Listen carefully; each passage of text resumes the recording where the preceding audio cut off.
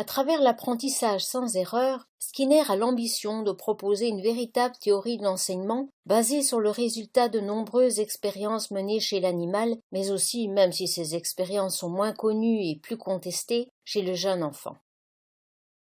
Skinner estime que pour qu'un apprentissage soit efficace, il faut optimiser la présentation de renforcements positifs, alors qu'en classe, ceux-ci sont généralement trop rares parce qu'on privilégie davantage la punition.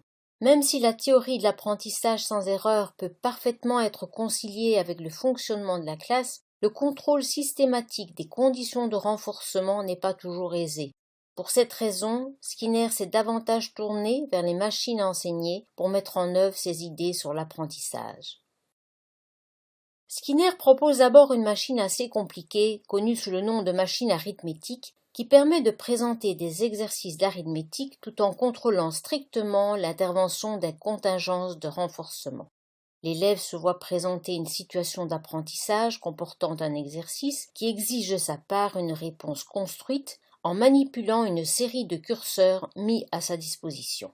Une fois la réponse construite, l'élève valide celle-ci en tournant une manivelle qui permettra le passage à la situation suivante et entraînera l'émission d'une sonnerie lorsque la réponse proposée est correcte.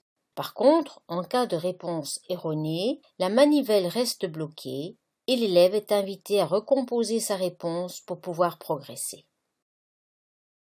Pour Skinner, ce dispositif permet de mettre en œuvre les principes du conditionnement opérant. L'élève est actif, puisqu'on exige de lui une réponse construite. La présentation du renforcement, la sonnerie qui informe l'élève que sa réponse est correcte, est liée à l'exactitude de la réponse fournie par l'élève. La progression dans l'apprentissage est conçue de sorte que l'élève commette un minimum d'erreurs de manière à maximiser la fréquence d'apparition de l'agent de renforcement. Par la suite, Skinner envisage la mise au point d'une machine plus simple et plus polyvalente, c'est-à-dire qui ne soit pas réservée à l'arithmétique, dans laquelle l'évaluation de la qualité de la réponse est prise en charge par l'élève lui-même. L'élève écrit sa réponse sur une bande de papier qui défile dans une fenêtre. Il presse sur un levier qui déplace sa réponse sous une protection transparente, ce qui la rend inaccessible. En même temps, la réponse correcte apparaît de sorte qu'il peut juger de la qualité de sa réponse, mais ne peut plus la corriger. Même si les machines de Skinner ont connu un certain succès, principalement dans la formation professionnelle et auprès de l'armée américaine, les études ont montré que les machines avaient finalement un rôle assez limité sur l'apprentissage, de sorte que Skinner et son équipe abandonnent progressivement le recours aux machines en faveur d'un support plus souple, les livrets programmés. Comme l'illustre le cours programmé intitulé Poids et masse présenté dans la DIA, un livret programmé est structuré sous la forme de courtes séquences d'informations appelées mailles. Chaque maille comporte une activité proposée à l'élève, une question directe, un texte à compléter. Sur la partie droite de la page apparaissent les modèles de réponse. En cours d'apprentissage, il est demandé à l'élève de cacher la colonne de droite où figurent les réponses et de ne les dégager qu'au fur et à mesure qu'il prend connaissance des informations et fournit les réponses. De cette manière, l'élève est censé produire sa réponse, la comparer au modèle et bénéficier d'un renforcement lorsqu'il constate que sa réponse correspond effectivement à celle figurant sous le cache. Skinner a aussi inspiré d'autres chercheurs dans la conception de machines à enseigner. C'est le cas notamment de Crowder, qui propose au début des années 60 une machine capable de prendre en compte les erreurs de l'élève pour orienter l'apprentissage. À chaque étape de son apprentissage, l'élève doit répondre à un questionnaire à choix multiples. Dans l'exemple proposé, l'élève a le choix entre 3 réponses. Selon le choix qu'il réalise en pressant sur le bouton correspondant, il sera orienté vers un écran spécifique qui prendra en compte la réponse choisie. Dans l'exemple que vous avez sous les yeux, l'élève a sélectionné la réponse 1 et s'est vu présenter un écran qui tient compte du fait que sa réponse est erronée en lui donnant un feedback adapté à la nature de son erreur.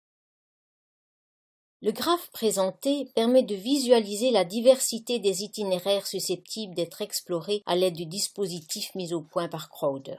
Le choix de la réponse 1 à la situation 17 a conduit l'apprenant à la situation 56, À partir de cette dernière, il sera orienté, en fonction de sa réponse, vers une des 3 situations prévues pour prendre la suite de la situation 56.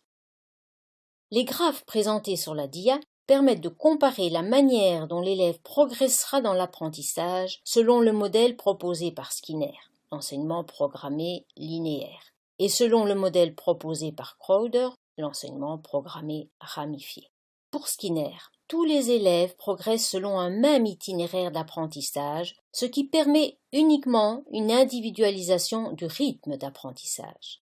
Pour Crowder, chaque élève définit, en fonction de ses réponses, un parcours qui lui est propre, ce qui conduit non seulement à une individualisation du rythme, mais aussi de l'itinéraire d'apprentissage. Contrairement à Skinner, qui fonde son modèle d'enseignement sur des études de laboratoire, Crowder, qui était formateur dans l'armée américaine, s'appuie sur une démarche pragmatique, trouver des alternatives au manque de formateurs spécialisés. Son ambition n'est pas de construire des programmes d'apprentissage dans lesquels l'élève ne commettrait aucune erreur, mais bien de lui donner la possibilité d'en commettre pour lui apprendre à les éviter. Pour lui, l'erreur fait intimement partie de l'apprentissage. Même si aujourd'hui les machines enseignées ou les cours programmés ont quasiment disparu, on considère généralement que les approches et les dispositifs que nous avons décrits dans cette capsule ont largement inspiré la conception de cours par ordinateur, en particulier en ce qui concerne la conception des situations d'apprentissage, l'usage des feedbacks et la différenciation des itinéraires d'apprentissage.